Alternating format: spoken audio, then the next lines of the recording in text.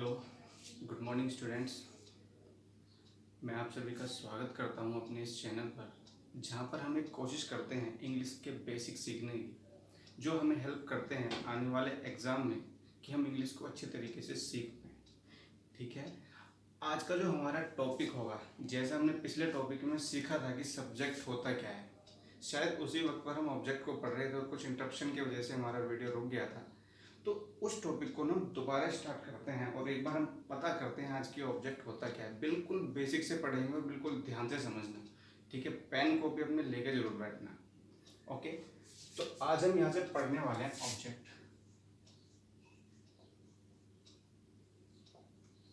कि ऑब्जेक्ट होता क्या है।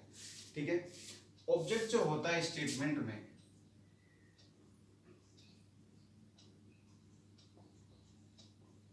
Receiver of an action. अब इस चीज का मतलब क्या हुआ कि रिसीवर कौन है, यानी कि कोई काम किसी ने किया तो वो हुआ किस पे, वो रिसीव किसने कर लिया, वही क्या कहलाएंगे, हमारे ऑब्जेक्ट कहलाएंगे। जैसे मैंने यहाँ पे लिखा ही बीट अ डॉग। दोस्तों ये जो बीट यहाँ पे लिखा हुआ है ना, यदि आपको पता है तो जो बीट होता है ना, इसकी फर्स्ट सेकंड और थर्ड फॉर्म ये होती है, बीट बीट और बीटन। तो यहाँ पे जो बीट लिखा हुआ है दरअसल ये है पास्ट इंडेफिनिट, वर्ब की सेकंड फॉर्म। मैं यहाँ पे मेंशन कर देता हूँ वर्ब की सेकंड फॉर्म पास्ट इंडेफिनिट, ताकि आपको कंफ्यूजन ना हो। कुछ लोग ये ना समझ बैठते कि ये प्रेजेंट इंडेफिनिट लिखा हुआ है, ऐसे नहीं लिखा, क्योंकि सेकंड फॉर्म इसकी ये होती है। दूसरी बात, अब यदि मैं यहाँ से इस ए डॉग को हाइड कर लेता हूँ, छिपा लूँ ही बीट, तो हमें कहीं ना कहीं पता नहीं चलेगा कि ये जो बीट का एक्शन है हुआ किस पे, इसे रिसीव किसने किया है, किसके ऊपर ये काम हुआ है। यदि आप यहाँ पे देख रहे होंगे ना, तो ये काम किसके ऊपर हुआ है, डॉग के ऊपर। तो दरअसल ये जो डॉग है ये इस एक्शन का रिसीवर हो जाएगा, और जो रिसीवर होता है उसी को हम क्या बोलते हैं, ऑब्जेक्ट। ये एक बेसिक तरीका होता है पहचानने का ऑब्जेक्ट को, ठीक है ना। लेकिन नॉर्मली होता क्या है, जो ऑब्जेक्ट होता है, जो ऑब्जेक्ट होता है, यदि हम किसी वर्ब से ये दो रिप्लाई निकाल लें, कोई वर्ब है और हमें यहाँ से दो रिप्लाई मिल जाए, व्हाट और हूं, व्हाट और हूं, यानी क्या या किसको। यदि दो रिप्लाई ये हमें मिलते हैं ना, तो ध्यान रखना ये ऑब्जेक्ट से होते हैं। क्या होते हैं ये, ऑब्जेक्ट से होते हैं। किसी भी वर्ब से यदि आपको ये दो रिप्लाई मिलते हैं, दोनों में से कोई एक या दोनों, तो वो ही क्या कहलाएंगे, हमारे ऑब्जेक्ट्स कहलाएंगे। लेकिन बात आगे जाके थोड़ी बदल जाएगी, फिलहाल बेसिक है तो इसे समझना।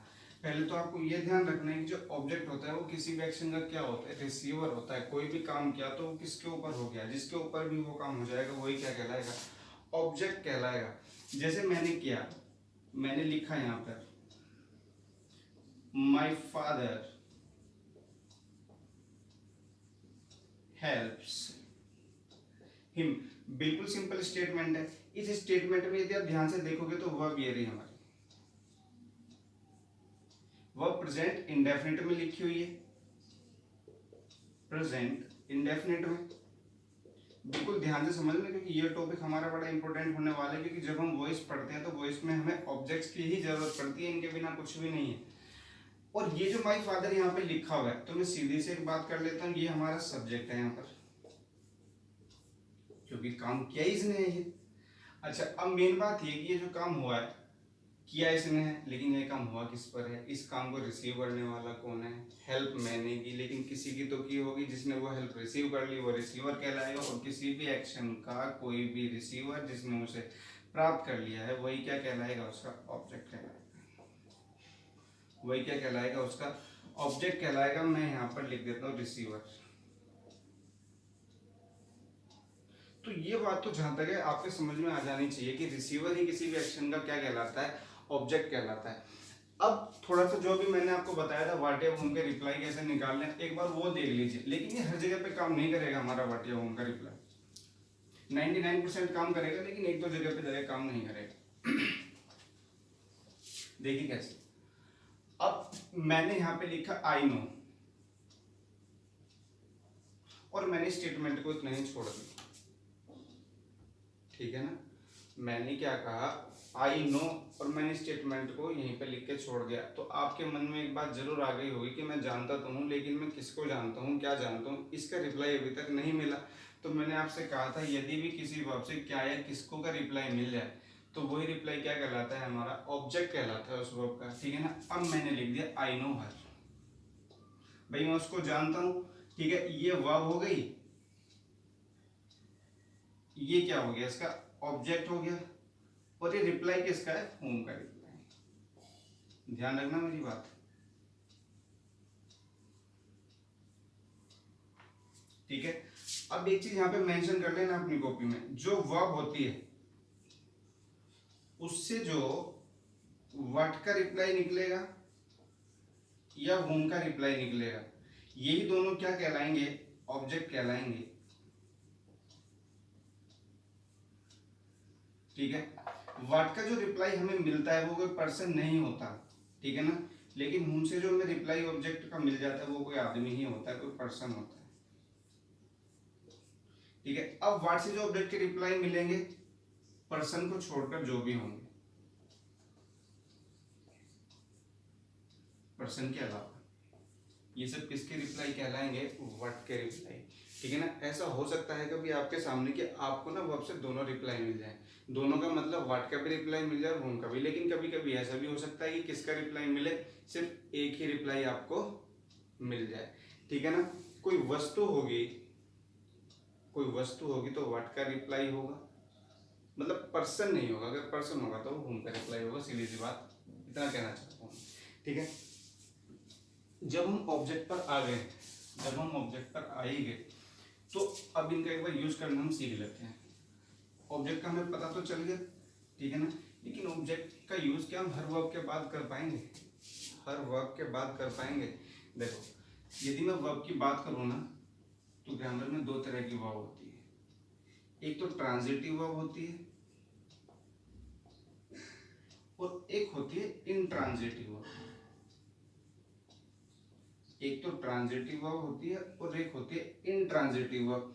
जो ट्रांजिटिव वर्ब होती है इनके तो ऑब्जेक्ट होते हैं, यानी कि इन वर्ब्स के बाद में ऑब्जेक्ट्स लिखे जाते हैं। इसका मतलब इन वर्ब के बाद में हमें ये दो रिप्लाई पक्का मिल जाएंगे, या तो व्हाट का मिल जाएगा या होम का मिल जाएगा। जिस वर्ब के बाद भी ऑब्जेक्ट लिखे जाते हैं उन्हें क्या कहा जाता है, ट्रांजिटिव वर्ब्स। अब जिन वर्ब के ऑब्जेक्ट नहीं होते, ऑब्जेक्ट के बिना भी अपना मीनिंग कंप्लीट कर लेते हैं, ठीक है ना, ये कैसी वर्ब कहलाती है, इंट्रांजिटिव। इन्हें याद करने का तरीका, ये जो ट्रांजिटिव वर्ब है ना, जो ट्रांजिटिव यहाँ पे लिखा हुआ है ट्रांजिटिव, सॉरी, दरअसल आपने एक वर्ड पढ़ा होगा ट्रांसफर, क्या पढ़ा होगा, ट्रांसफर, ट्रांसफर हो जाना किसी चीज का, तो वहीं से बन के क्या आया है हमारा, ट्रांजिटिव, ठीक है ना। यदि कोई चीज ट्रांसफर हो रही है ट्रांजिटिव कहलाएगी, कोई एक्शन हमने किया वो किसी पे ट्रांसफर हो गया, किसी और के ऊपर हो गया, तो वो क्या कहलाएगा, उसका ऑब्जेक्ट कहलाएगा, इसलिए ये सब आएगा किसमें, ट्रांजिटिव में। लेकिन यदि वो ट्रांसफर नहीं हुआ, देखो यहाँ पे इन जुड़ा हुआ है प्रीफिक्स एक, इन प्रीफिक्स, इसका मतलब जीरो ही होता है ऑलमोस्ट, ठीक है ना। जैसे कि आप ऐसे मानना मीनिंग को ये ना अपोजिट कर देता है, जैसे करेक्ट है और मैं यहाँ पे लिख दूं इससे पहले इन लगा दूं, इनकरेक्ट, देखो वो पॉजिटिव था, ये इसने बिल्कुल खत्म ही कर दिया मीनिंग इसका, यानी क्या हो गया, इनकरेक्ट जो पहले करेक्ट था वो अब करेक्ट नहीं है। मैंने यहाँ पे लिखा कंप्लीट, अब जब मैं इससे पहले इन लिखूंगा तो उसका मतलब क्या हो जाएगा, इनकम्प्लीट, ठीक है। तो इन लिखने से क्या हो गया, इसका मीनिंग जो पहले था वो अब जीरो हो गया, ये कंप्लीट था, अब यहाँ पे कंप्लीट है नहीं, ठीक है। तो ट्रांजिटिव और इंट्रांजिटिव को ऐसे याद रखना, ट्रांसफर वर्ब से बन के आई है, ट्रांसफर का मतलब कोई चीज मैंने यहाँ से यहाँ भेज दी, ट्रांसफर हो गई, ठीक है, ट्रांसफर हो गई। कोई एक्शन है यदि वो ट्रांसफर हो जाए किसी पर तो ट्रांजिटिव, ठीक है, तो ट्रांजिटिव ट्रांसफर ना हो तो इंट्रांजिटिव। देखो इंट्रांजिटिव का एग्जांपल ले लो, वहां से आपको व्हाट या होम का रिप्लाई नहीं मिल पाएगा। जैसे मैंने कहा ही इज कमिंग,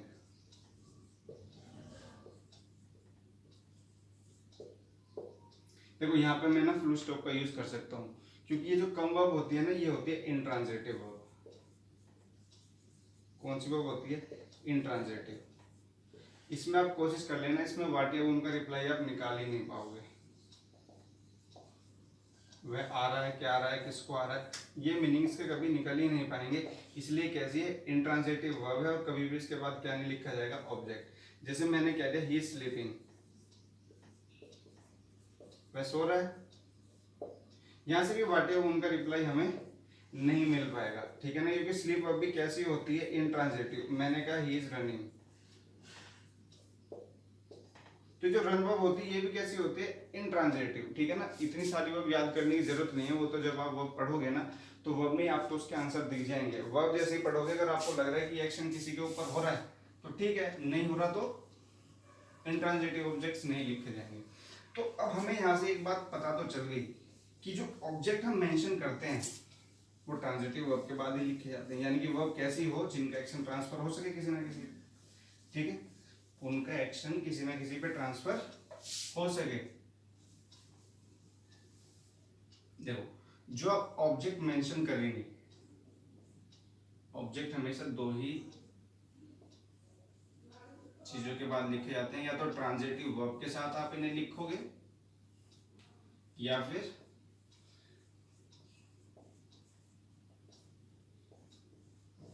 प्रीपोजिशन के बाद में ये मेंशन किए जाते हैं। सॉरी, ऑब्जेक्ट की दो ही जगह होती है, याद रखना, या तो वो प्रीपोजिशन के बाद में लिखा जाएगा या फिर कहाँ लिखा जाएगा, ट्रांजिटिव वर्ब के बाद में, ठीक है ना। अगर मैं यहाँ पे कहने लगूं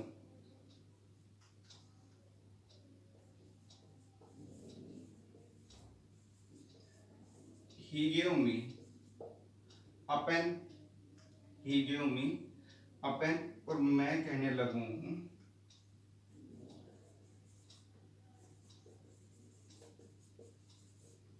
he is playing cricket with them।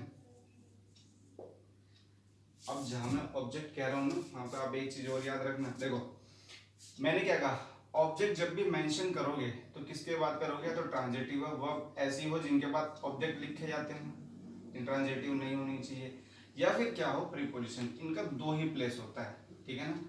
थोड़ा जितना एडवांस चलेंगे आज, हम देखते हैं कितना हम जा पाते हैं इसमें।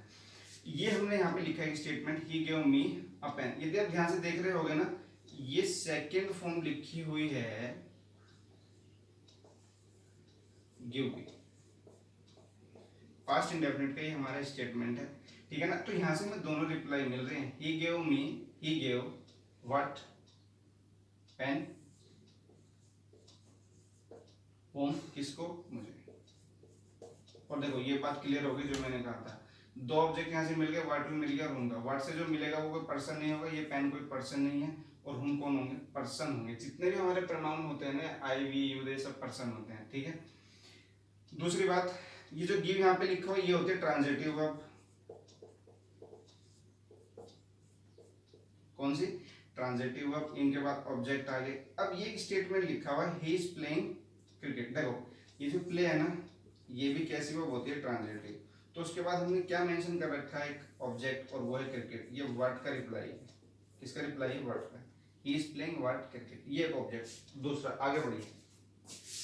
अब ने टुगेदरनेस शो करने के लिए साथ साथ किसी के साथ होना, उसके लिए हम प्रीपोजिशन का यूज करते हैं विद। ये विद यहाँ पे क्या है, प्रीपोजिशन। ये विद क्या है यहाँ पे, प्रीपोजिशन। अब एक चीज आपको हमेशा याद रखनी है, जो भी हम ऑब्जेक्ट लिखते हैं, ठीक है, ऑब्जेक्ट हम दो ही चीज को बना के लिखेंगे, या तो वो कोई नाउन होगा या फिर वो कोई प्रोनाउन होगा, या तो वो कोई प्रोनाउन होगा या फिर क्या होगा, कोई नाउन होगा, ठीक है। होने चाहिए अपने किस में, ऑब्जेक्टिव केस में, क्योंकि ऑब्जेक्ट है तो होने किस में चाहिए, ऑब्जेक्टिव केस में, चाहे कोई नाउन है चाहे कोई प्रोनाउन है। तो जो देम यहाँ पे लिखा हुआ है ना प्रीपोजिशन के बाद, ये ऑब्जेक्ट बना के हमने लिखा हुआ है, ये दे का ही ऑब्जेक्टिव केस है।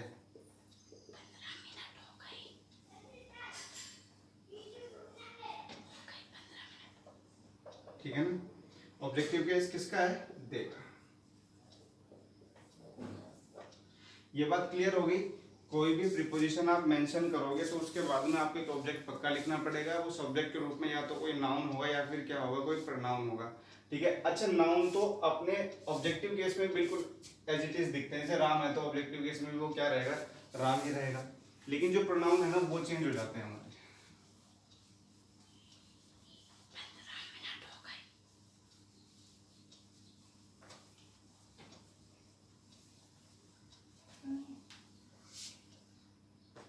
ठीक है। अब क्या कह रहा था, अच्छा, जो प्रोनाउन हमारे होते हैं ना उनके केसेस बदल जाते हैं लेकिन नाउन के नहीं बदलते। आप ऐसे समझना, मैंने यहाँ पे लिखा राम नोज मी, ये राम यहाँ पे सब्जेक्ट है लेकिन है नाउन। सब्जेक्ट या ऑब्जेक्ट के रूप में दो ही चीज आती है, तो नाउन या प्रोनाउन। ठीक है ना। ये नो यहाँ पे वर्ब है, राम जानता किसको है, उनका रिप्लाई ये हमने यहाँ पे दे दिया मी। अच्छा, जो मी यहाँ पे लिखा हुआ है आई का ऑब्जेक्टिव केस बना हुआ है क्योंकि ये क्या है, यहाँ पे ऑब्जेक्ट है। ऑब्जेक्ट हमेशा ऑब्जेक्टिव केस में ही लिखे जाते हैं, याद रखना। जैसे आई का मी मैं भी मेंशन कर देता हूँ यहाँ पे। ठीक है, वी का अस। अब राम यहाँ पे सब्जेक्ट है, लेकिन यदि मैं स्टेटमेंट चेंज कर दूं तो मैं यहाँ पे लिखने लगूँ आई नो राम, ये यहाँ पे सब्जेक्ट हो गया, ये यहाँ पे वर्ब हो गई। अच्छा, जानता किसको, ये राम को। अच्छा, अब यहाँ पे ना ये ऑब्जेक्ट हो गया। देखो राम नहीं बदला, दिखने में बिल्कुल ऐसे, लेकिन यहाँ पे सब्जेक्ट बोलेंगे और यहाँ पे क्या बोला जाएगा, ये ऑब्जेक्ट बोला जाएगा। बात क्लियर हो रही है? ठीक है।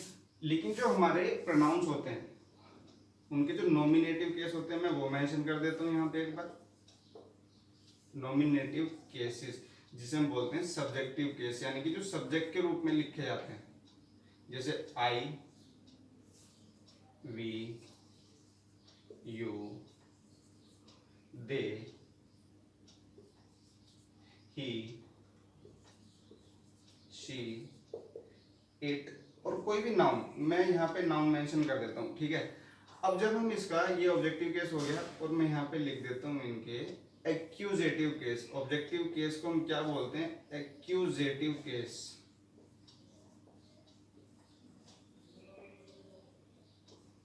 ठीक है। तो आई का जो ऑब्जेक्टिव केस होता है वो होता है मी, वी का जो ऑब्जेक्टिव केस होगा वो होगा अस, यू का यू ही रहता है ऑब्जेक्टिव केस, याद रखना। दे का हो जाएगा देम, ही का हो जाएगा हिम, शी का हो जाएगा हर, इट का इट हो जाएगा। और नाउन जो होता है ना वो नाउन ही रहेगा। ऐसा कैसे, मान ले यहाँ पे बॉय लिखा हुआ है ना, तो बॉय नाउन है तो ऑब्जेक्ट के रूप में भी वो क्या रहेगा, बॉय ही रहेगा। ठीक है ना। आई थिंक कि आपको दिख पा रहा होगा, एक मिनट।